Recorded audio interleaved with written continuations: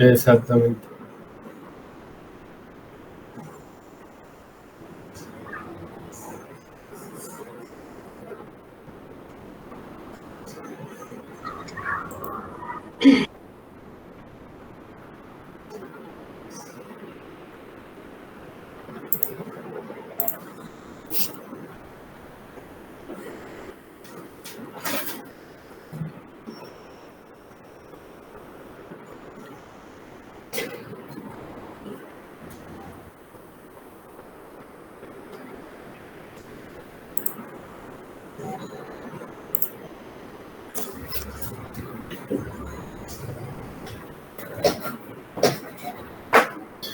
Bueno, vamos a comenzar con el módulo 9, unidad 1. Módulo 9 que habla del tema de cobro persuasivo. Y la unidad 1 que hace referencia a las técnicas de negociación. Aquí tengo como la presentación del módulo. Entonces nos dice que pues, dentro de las funciones de la DIAN, o del área de cobranzas en la DIAN, se encuentra la de determinar las políticas y estrategias de cobro de las obligaciones pendientes de pago que le corresponde administrar, para lo cual es necesario establecer los lineamientos generales para el cobro en sus etapas persuasivas y coactivas. Entonces, en la etapa persuasiva, lo que se busca es que se logre la recuperación del crédito a favor de la nación de manera voluntaria por parte del deudor. Esta labor se realiza mediante los diferentes canales de comunicación, dando cumplimiento al protocolo establecido por la entidad, donde establecen las acciones que pueden desarrollar con el fin de lograr la satisfacción de la deuda tributaria. Entonces, ¿qué vemos aquí? Que pues, el cobro persuasivo hace referencia más bien es a buscar o busca gestionar con el contribuyente para que éste de manera voluntaria reconozca y asuma pues el pago de las obligaciones que tiene por concepto de impuestos. Bueno, ¿cuál es la síntesis del módulo? La síntesis del módulo es pues recuperar la cartera vencida, ya que es una obligación asignada a la DIAN respecto a los impuestos que ella administra. Y por otra parte, pues al sujeto obligado le corresponde cumplir con el pago de sus deudas tributarias, lo que termina por enlazar las dos voluntades, la de la DIAN por recaudar los dineros y la de el contribuyente pues por satisfacer sus obligaciones, el pago de sus obligaciones y ponerlas al día. Entonces, pues nos correspondería, en este caso, a nosotros como servidores públicos, encargados de la gestión efectiva de la cartera, emplear técnicas de negociación que permitan satisfacer las dos necesidades, tanto la del Estado como la del obligado, en este caso.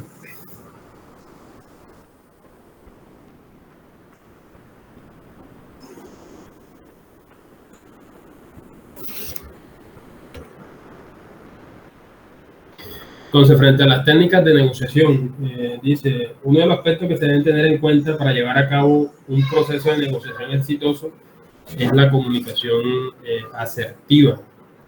Entonces, dentro de la unidad nos explican que la comunicación, pues en la actualidad es un tema compuesto y necesario para todas las personas que de una u otra forma necesitan transmitir un mensaje.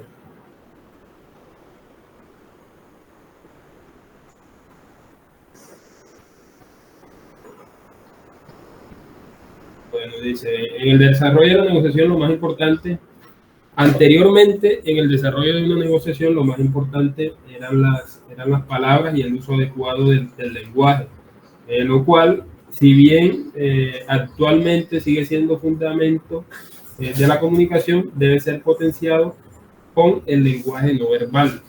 Ya aquí dentro del módulo nos entran a dar unos ejemplos. Dice que se analiza con bastante precisión el tipo de personalidad del negociador, ¿Con qué fin? Con el fin de ir direccionando el proceso. Y se recrean escenarios en que a través de elementos como el color o el olor se logra crear empatías y así un ambiente propicio para negociar. Esto con el fin de generar confianza en la contraparte. Entonces, en el mundo actual existen bastantes herramientas para realizar una comunicación asertiva. Por aquí no lo copié aquí dentro de las diapositivas, pero sí saqué aquí como unos detalles para tenerlos en cuenta. ¿Cuáles son? Pues las ventajas de ser asertivo. Dice que utilizar la comunicación asertiva disminuye los niveles de estrés, ya que no nos sobrecargamos con excesivas responsabilidades, como les ocurre a las personas que no saben decir que no. Además, nos ayuda a controlar el mal genio y mejorar nuestras habilidades de afrontamiento, pues nos permite expresarnos efectivamente. Entonces, ¿con qué fin? Con el fin de defender nuestro punto de vista a la vez que respetamos el de los demás. Entonces, aquí hay un resumen de cuáles son esas ventajas. Pues mejora la autoconfianza y el autoestima. Podemos identificar nuestros sentimientos. Cuando respetamos al otro, nos ganamos el respeto de los demás y mejoramos nuestras habilidades comunicativas. Además, podemos tomar mejores decisiones y construir relaciones sociales y laborales basadas en la sinceridad. Todo esto está enmarcado dentro de la comunicación asertiva y pues termina repercutiendo cuando se requiere hacer un proceso de estos, como es el cobro persuasivo, en el que se entabla una comunicación con el contribuyente a fin de, digamos que, direccionarlo a que acepte o que reconozca las deudas que tiene y pues decida asumirlas de una manera voluntaria sin que se tenga que acudir ya a otro tipo de actuaciones más coactivas en las que digamos que se adelantan otro tipo de gestiones más estrictas por parte de la entidad. Entonces, ¿cuáles son los pasos para realizar una labor de cobro persuasivo? La primera es la de verificar la existencia de la obligación en mora. ¿Con qué fin se hace esto? Dice que es con el fin de verificar la existencia de la deuda o de las deudas en mora, para lo cual se debe revisar en los sistemas disponibles la existencia de una obligación clara, expresa y actualmente exigible, para lo cual pues nos sugieren realizar una lista de chequeo de los siguientes conceptos. Bueno, yo había copiado esta misma tablita, es la que está en el módulo. Digamos que aquí nos coloca un concepto y un resultado de sí o sí no. ¿Con qué fin? Con el fin de tener claridad respecto a la deuda existente y a qué tipo de deuda corresponde y si realmente ya esa deuda pues es cobrable.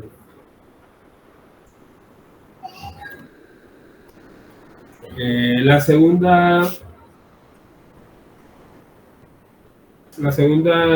tema a tener en cuenta es el tema de la oportunidad de negociación. Dice, establecida la existencia de la obligación pendiente de pago, el siguiente paso es conocer al deudor. Este paso permitirá que el servidor público llegue con más argumentos frente a la persona con la que tiene que gestionar la cartera y pues los temas que se proponen son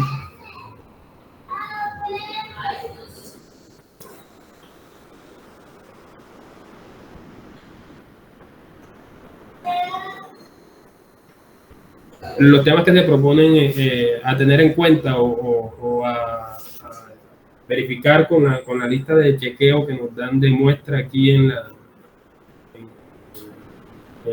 cartillas es primero identificar si se trata de una persona jurídica, si es un consorcio o una unión temporal, si esta entidad tiene página web, a qué sector de la economía pertenece, revisar la información endógena, RUT, la información exógena, la factura electrónica, conocer sus principales negocios, saber el nombre de los representantes legales, su ubicación geográfica, y pues nos hablan hasta de sus redes sociales. Hay que hacer un proceso de investigación para tener claridad de con quién se va a realizar el proceso de negociación o a quién le vamos a hacer el proceso de cobro persuasivo. Más adelante nos hablan de las emociones de los negociadores. Entonces nos hablan de que existen dos tipos de negociadores. Uno que es el negociador agresivo, agresivo competitivo, cuya característica es que quiere conseguir sus objetivos sin importarle su contraparte. Lo reconoce, pues tiene una actitud dura siempre, pide descuentos o información sobre beneficios presentes o futuros. Entonces, para que vayamos teniendo claridad con el tipo de personas con las que nos podemos encontrar, dice: en este sentido, debemos reconocernos como servidores públicos y reconocer al deudor por las características de su lenguaje. Entonces, como podemos reconocer un negociador competitivo, en esencia su actitud corporal es de superioridad. Siempre sonríe, no sostiene la mirada, hablan con seguridad, no hacen contacto visual, están a la defensiva, miran el reloj constantemente y sus respuestas son cortas y evasivas. Estas son características del negociador agresivo para que las vayamos teniendo en cuenta. Y el otro tipo de negociador es el negociador conciliador. Dice que el negociador conciliador o colaborativo es ecuánime en la negociación y su pretensión es un buen acuerdo para las dos partes.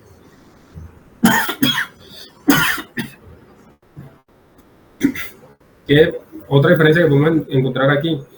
El negociador agresivo, pues de acuerdo a lo que nos describen aquí en el material, podemos decir que busca su beneficio, mientras que el conciliador lo que busca es obtener un buen acuerdo para ambas partes. Dice, trata de conciliar las diferencias, generan confianza, saludan, tienen contacto visual permanente, están atentos a las sugerencias de los demás y cierran los negocios de una forma activa.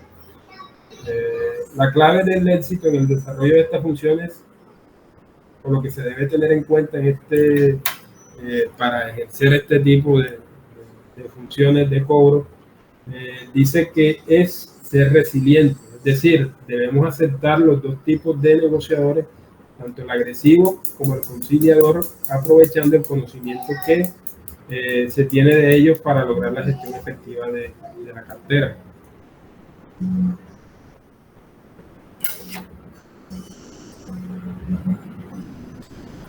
Dice que en las épocas pasadas pues le enseñaban a las personas a ser resistentes. Ese ya no es un estilo válido en esta época, pues lo resistente es duro y de tanto golpear contra el muro se rompe. En tanto que el resiliente se adapta, tiene una versatilidad, encuentra la oportunidad y genera soluciones en tiempos cambiantes, como adaptándose a las circunstancias de cada uno de los negociadores con los que le toca tratar. También nos dicen que debemos manejar o debemos tener estrategias de autocontrol. Dice, controlar el carácter es una de las labores del negociador, es decir, educarlo para lograr los objetivos. ¿Qué es lo primero que se debe hacer? Pues controlar el miedo. Un factor de fracaso es sentir miedo. Por eso, tener preparado el expediente, saber cuál es el monto a cobrar y poder brindar soluciones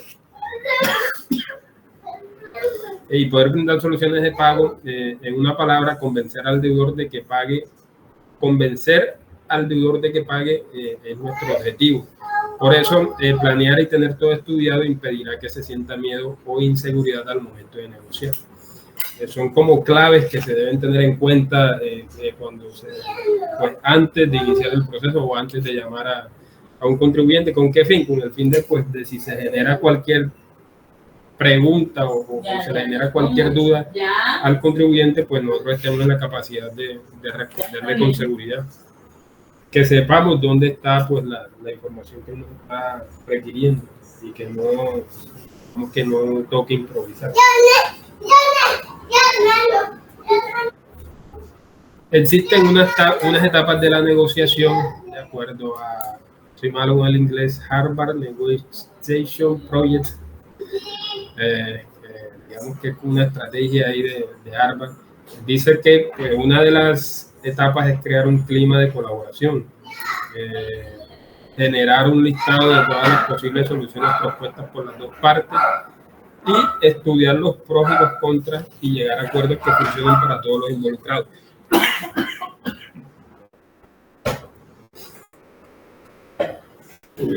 Bueno, entonces seguimos. Dice, etapas de la negociación, que era un poco de lo que habíamos hablado anteriormente. En el material nos describen 6 etapas. La primera es preparar y planificar. La segunda es relacionarse con el deudor, generar confianza, exponer las posibles soluciones, intercambiar información. La quinta es pues, que se concilien las posiciones distantes o diferentes que surjan en el proceso. Y por último, pues cerrar la negociación como objetivo primordial. Por último, nos hablan de un seguimiento. Dice, el estudio y seguimiento de las deudas pendientes de pago se gestionan, uno, mediante la evaluación de la deuda, que procure solucionar las inconsistencias en caso de no conseguir por ningún medio el deudor reporte. Debemos reportarlo a cobranza para lo de su competencia, porque si no se logra el contacto con el deudor, pues no vamos a poder iniciar la etapa de cobro persuasivo y ya sí tocaría adelantar otro tipo de cobro. Revisar si existió pago. Revisar si existió pago para hacerle seguimiento a los recibos en el sistema de obligaciones financieras. Y pues en caso de solicitud de facilidad de pago, remitir la obligación a la dependencia competente. Ya esto aquí, pues como estuvimos revisando anteriormente dentro de la estructura de ANLA, el área de cobranza está dividida en varias dependencias. Entonces, desde acá, desde la dependencia de cobro persuasivo, pues solo que se haría la gestión de contacto con el contribuyente a fin de lograr que pague de manera voluntaria. Y pues si ya ese proceso no se puede adelantar, remitir al área competente, que vendría a ser la de cobro coactivo, y pues si el contribuyente acepta una de las propuestas que se realiza, pues ya ahí sí la competencia correspondería a quien maneje el tema de las facilidades de pago. Y por último, pues si no se consigue el pago de la obligación, remitir el aviso de cobro.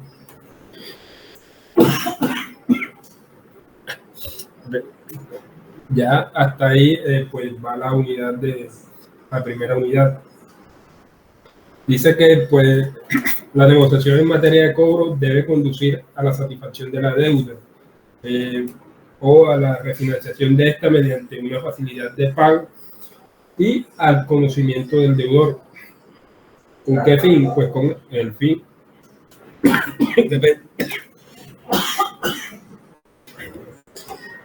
de que en caso de pues, que no se pueda gestionar el pago con el contribuyente, por lo menos tener información para adelantar otro tipo de actuaciones dentro del proceso de cobro coactivo, como es el embargo de bienes o de cuentas bancarias. Entonces ya aquí pues terminaríamos con la unidad 1. No sé si tienen de pronto alguna duda, pregunta.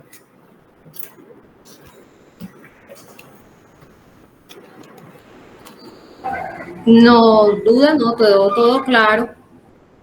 De Sí, pronto complementar en el sentido de que en esta etapa de coro persuasivo al inicio, y ya que hablabas de las habilidades y estrategias del funcionario, de la persona que esté a cargo del caso, digamos que ahí lo importante es lograr que él logre con el obligado el compromiso de pago como tal. O sea, ese es su exactamente, persuadirlo a que exacto, se él comprometa a pagar tanto dentro del plazo que estipulan allí, que son 15 días máximo, que es lo que pueden dar, no pueden dar más, y es lo que está permitido por parte de ellos. Como decía ahorita la compañera, que ellos no pueden, como funcionario no se puede dar descuentos ni nada de eso, sino simplemente establecer el compromiso de pago.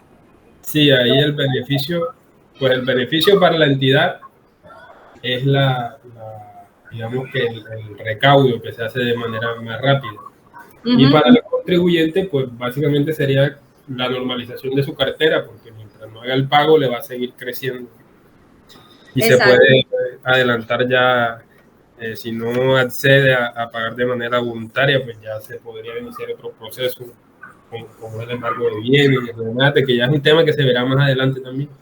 Sí, hacerle ver hacerle ver al contribuyente que es un gana-gana en esta etapa, ¿no? Al principio, porque gana la administración con el recaudo y gana el contribuyente porque se evita todo lo que de ahí se desencadena administrativamente hablando, ¿no? Exactamente. Ok, gracias, Jay. Me gustó. Qué pena con ustedes ahí también la tosedera. Ando como gripo, Tiene ¿no? gripa. No, como que es que ha estado lloviendo estos 3 días y como vengo a la casa a almorzar y cuando voy de regreso me coge el agua. En serio, por allá está lloviendo. Ahora estos 3 días ha estado ahí a mediodía, más que todo. Dale, no por acá, una brisa. Hoy estuvo así como medio nublado, pero seco total. Sí, no, acá sí ha llovido, por lo menos para refrescar las temperaturas de las últimas semanas, porque había estado bravo el sol. Mm. Bueno, seguimos con la segunda unidad. Listo.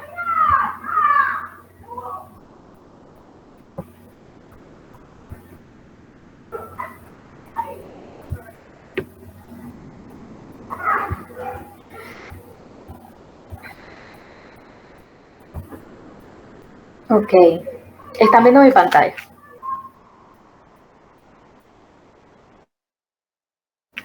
Hola. Sí, se ve. Pensé que tenía el micrófono desactivado. Vamos a robar esto por aquí. Gracias. Entonces, la segunda unidad se llama obligación financiera, que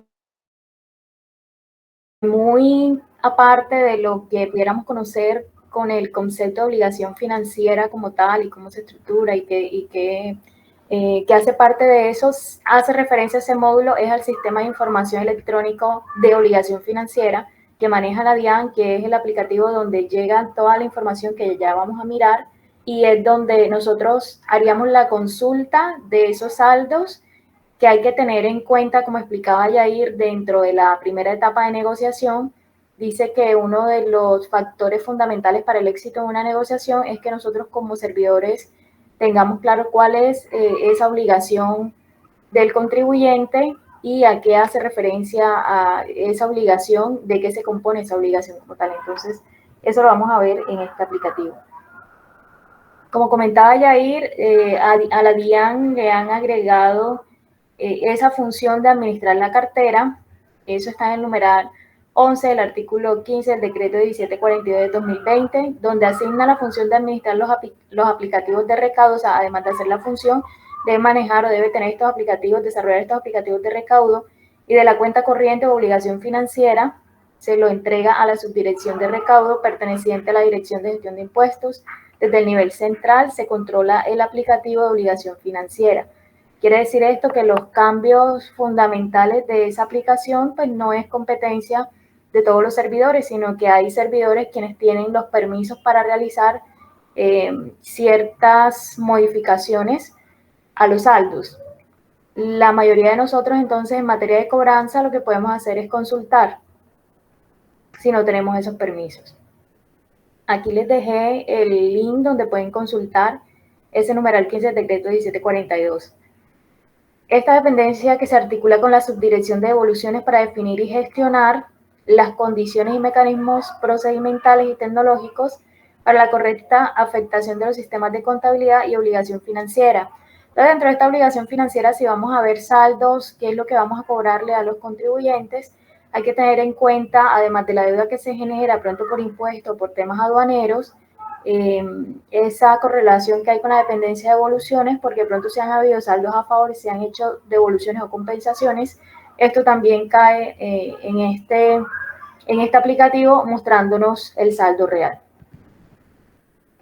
Entonces, el sistema de información electrónico, la obligación financiera es el servicio informático electrónico que permite generar los movimientos y saldos de las obligaciones fiscales, tributarias, aduaneras, cambiarias, administrativas y judiciales a partir de la información de las liquidaciones privadas, actos administrativos definitivos, debidamente ejecutoriados y pagos realizados.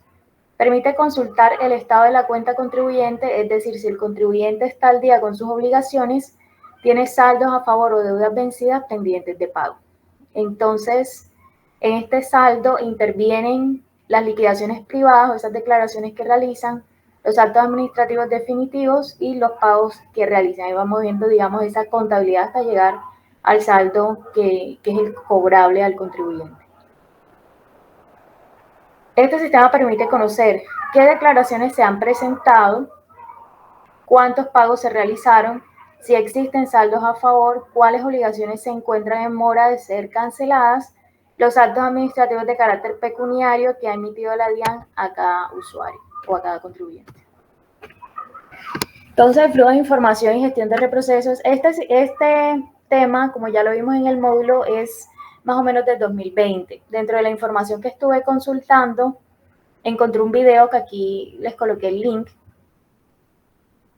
Fue un video realizado por la DIAN también en el 2020, donde explican toda esta parte del módulo de obligación financiera y cómo se compone. Entonces, anteriormente, cuando se presentaban declaraciones y recibos litográficos, esos que eran en papel químico, que eran con diligenciamiento manual, y que vimos de pronto en el módulo cuando vimos las entidades autorizadas para recaudar, la cantidad de errores de pronto que se pueden presentar en esa información que entrega el contribuyente y la que se podía presentar por estas entidades recaudadoras, finalmente esta información la tomaba gestión masiva.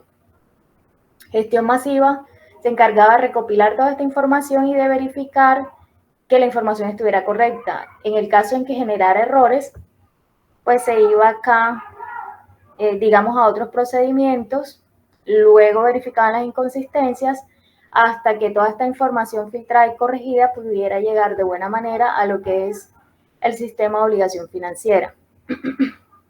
Actualmente, a diferencia del 2020, pues ya todo es de forma electrónica, ya hay menos posibilidad de que hayan errores al momento de diligenciar valores.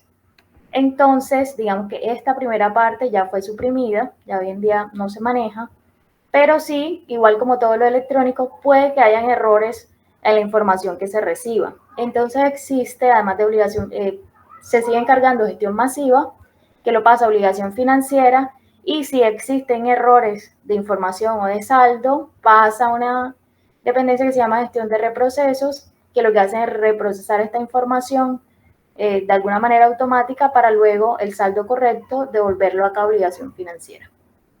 Esta información de obligación financiera es la que se toma en gestión de cartera y devoluciones para el cobro. El módulo también nos habla de esta parte de las responsabilidades de RUT. Ahorita lo pudiéramos mirar como la forma en que cuando revisamos el RUT y vemos la responsabilidad, pues sabemos más o menos o nos indica exactamente mejor cuáles son esas obligaciones formales que debe presentar el contribuyente. Pero anteriormente, por eso le coloco este signo de interrogación, anteriormente se manejaba para agregar una obligación financiera automática aquí al sistema de obligación financiera, pero con un valor cero, simplemente si tenías alguna de estas responsabilidades. Entonces, por cada una de ellas te generaba, digamos, un documento con valor cero acá en obligación financiera, que te aparecía como si la tuvieras, pero en realidad era, digamos, un documento que se colocaba allí, pero en el video nos explican que ese tema, digamos, fue sometido a corrección y ya no se da de esa manera. Entonces solamente estamos encontrando los saldos que tienen valores realmente. Esta es una de las partes que estaremos pendientes de validar al final con Thalía. El módulo nos muestra una tabla sobre tipos de saldo en la obligación financiera. Estos son unos iconos que nos presenta el módulo cuando consultamos la obligación o el contribuyente. Lo vamos a ver acá con más a detalle. Entonces, esta obligación financiera o este aplicativo funciona tanto para nosotros como usuarios, así como para los servidores públicos para consultar toda la información. Entonces, si nosotros tenemos un usuario en la DIAN, podemos consultar aquí en consulta de obligación, van a poder ver esta parte, les va a mostrar el saldo que tienen, si está al día o no, o qué pagos tienen pendientes, o si tienen recibos de pago. Allí aparece un listado también detallado de la obligación, que lo podemos mirar. Y si somos usuarios como servidores públicos, el pantallazo de pronto, la captura de pantalla que nos va a presentar es esta de acá, para poder ingresar y poder consultar. Habría que validar con Thalía más adelante si esto ha tenido mucha modificación. En esta parte de usuarios está igual todavía. Bueno, en la de funcionarios está igual. En la de me parece que los cambios que tuvimos este año para la de los usuarios es para cuando se presentan las declaraciones, pero le sigue apareciendo todos esos iconos que tú muestras ahí. Sí, ese sí lo pude, con mi usuario sí lo pude ver y sí aparece todavía igual. Y como les comentaba, pues la información del módulo es del 2020 y el video que encontré al respecto también es de la misma fecha. Entonces, pues... Sí, pero eso está igual. Ah, bueno, perfecto, muchas gracias. Luego acá en esta siguiente pantalla, pues podemos consultar cada uno de los estados del contribuyente, cada uno de los estados de la obligación que tenga el contribuyente por años. Y luego acá vamos a mirar esta captura de pantalla cuando ya entramos a consultar a un contribuyente en específico. Nos aparece impuesto por impuesto. Si ven acá, impuesto sobre la renta. Si vamos bajando, aparece retención, impuesto nacional al consumo, etcétera. Y les aparece el cuadrito con cada uno de los tipos de saldo que nos explica el módulo para que nos podamos ubicar. Entonces, de manera general, esta parte de los iconos de la parte de deuda vencida, pues precisamente lo que estaría ya para cobrar. La deuda no vencida hace referencia a las declaraciones presentadas antes del plazo. Si mi plazo es mañana, pero ya la presenté, pues me va a aparecer como deuda no vencida. Deuda al día quiere decir que ya se volvió ese saldo a favor, está al día, o que definitivamente no hay deudas ni tributarias ni aduaneras. Con excedente hace referencia a pagos en exceso por error. Nos va a aparecer con este icono de acá. El saldo a favor, que ya lo conocemos.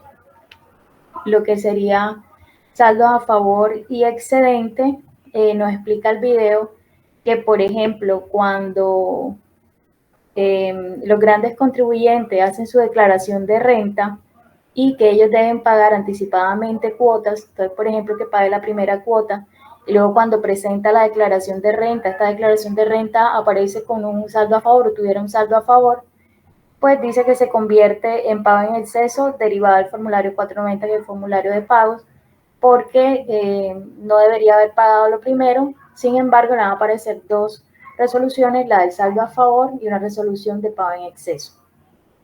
Y así tal cual aparecerá o entrará en el módulo. Entonces, por eso aparecen los dos conceptos con un solo icono.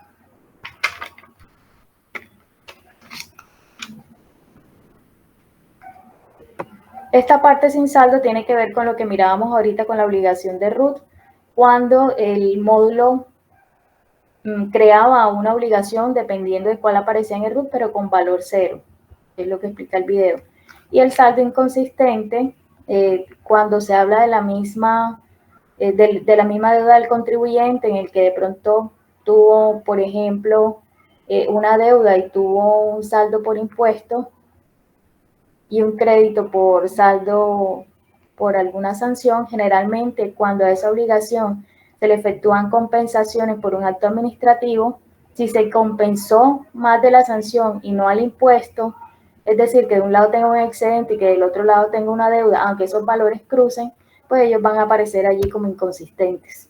Entonces, más adelante en el módulo se habla también de cómo, o sea, qué cosas se pueden modificar, qué cosas se pueden, se tiene una palabra, depurar.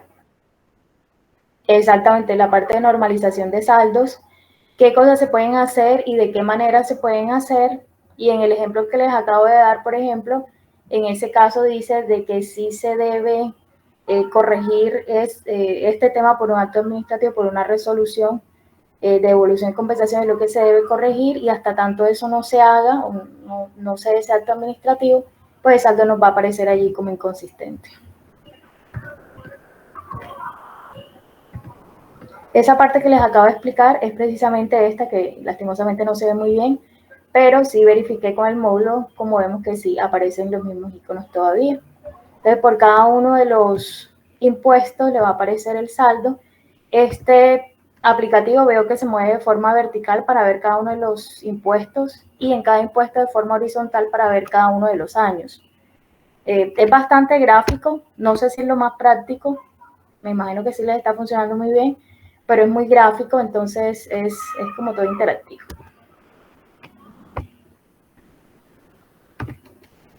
Para ver saldos generales lo haríamos de esta manera. La persona en el video decía que generalmente los saldos que nos presentaba directamente no aparecían muchas veces totalmente actualizados.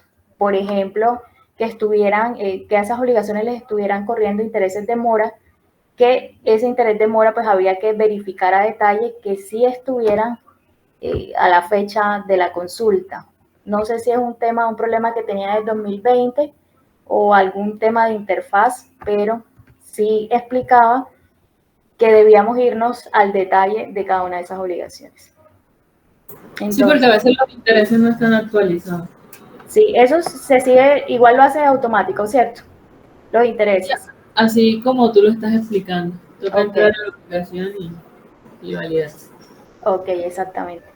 Entonces, entramos acá al listado de la obligación y validamos que el corte de los intereses sea en la misma fecha en que estamos haciendo la consulta, que se haya actualizado, y aquí nos presenta, también esto está como de forma horizontal, en columnas cada uno a detalle, cada uno de lo que conforma ese saldo a cobrar. O sea, el total de la deuda, los intereses, impuestos, sanciones, como lo vemos allí. Acá vemos otro tipo de temas como arrastres indebidos por anticipo, eso lo vemos más adelante en el módulo, vi que estaba por allá detallado, pero cada uno de los conceptos que vamos a ver tiene columnas dentro del sistema con el que podemos verificar.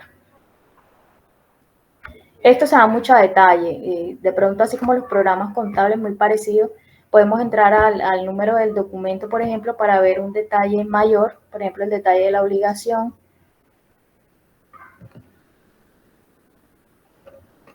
De esta manera también, el documento directamente. Podemos ver el documento en PDF, de donde sale el valor. En este caso estaría consultando esto que dice que una declaración de renta y complementario de persona natural, y allí aparece la declaración. Esta parte generador de cuotas tiene que ver con la negociación hecha, ¿cierto, Talía? Con la negociación que nos hablaba Yair, de pronto si ya había un compromiso de pago. No, ese generador de cuotas eso lo genera directamente el sistema, y se refiere a las cuotas cuando son impuestos de renta. Okay. Las personas jurídicas, algunas si cumplen, bueno, no, personas jurídicas sí, que presentan la primera y segunda cuota, o los grandes contribuyentes primera, segunda, tercera cuota. Okay. Entonces, Ok. es como las fechas para que a partir de ahí liquiden los intereses. Listo. Bueno, ahí tenía la confusión, ya nos queda claro que es esa generación de cuotas. Acá vemos más a detalle cada uno de los movimientos. O sea, esto son pantallazos del video que por acá, tanto no es muy ¿Tú lo visible, pero mandaste? quiero que Video. consulten. No lo he colocado en el Excel, pero aquí está el link. En el primer pantallazo son 2 videos. La primera parte, o sea, es muy largo el video, pero en realidad, digamos, en resumen es esto. Pero ahí les coloco el link. Este es el primer video que explica toda esta parte para que se lo vean.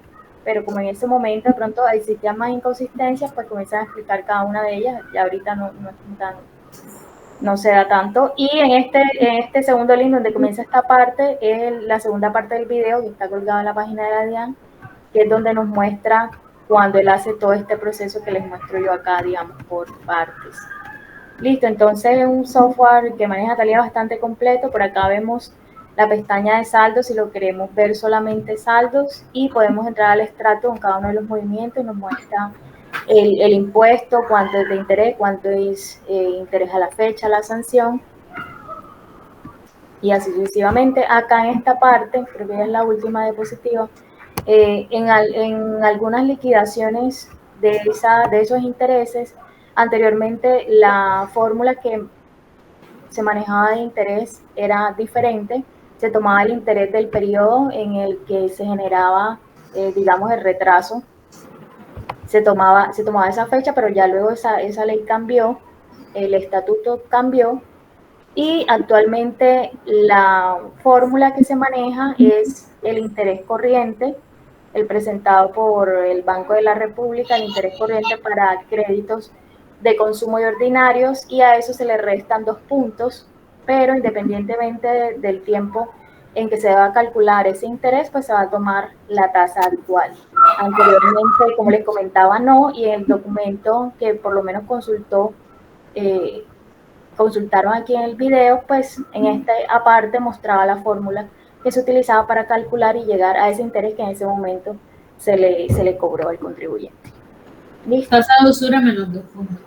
Exacto, actualmente la tasa de usura es menos 2 puntos, pero la persona del video comentaba que lo que aplicaba anteriormente era que si el interés debía ser del mes, hace 2 meses, entonces era la tabla de usura de aquel momento y no la de hoy, como si se maneja hoy, que me parece más fácil, que es la tasa de usura actual. Sí. Listo, entonces de manera general eso es obligación financiera, es simplemente el aplicativo que maneja la DIAN. Ya les colgué la presentación al Drive y me faltaría actualizar la parte del link de YouTube, pero igual ahí lo encuentran en la presentación. Bueno, muchas gracias, muy bien explicado. No, a ti por el apoyo ahí, por el soporte, muchas gracias.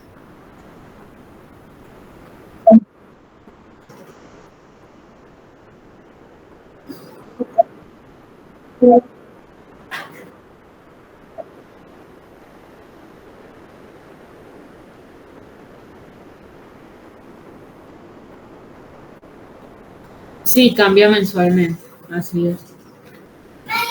Entonces,